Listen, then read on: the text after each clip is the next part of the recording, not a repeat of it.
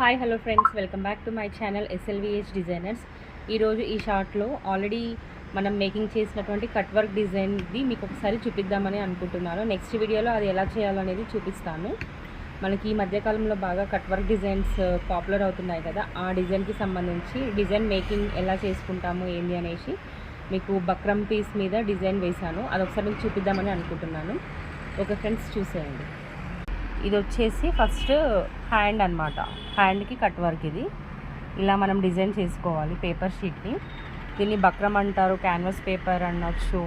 అంటే డిఫరెంట్గా దొరుకుతాయి మనకి. ఏది అవైలబుల్గా ఉంటే అది తీసుకోవచ్చు. డిజైన్కి మేకింగ్ ఏది చేస్తామో అది. ఇది వచ్చేసి బ్యాక్ నెక్.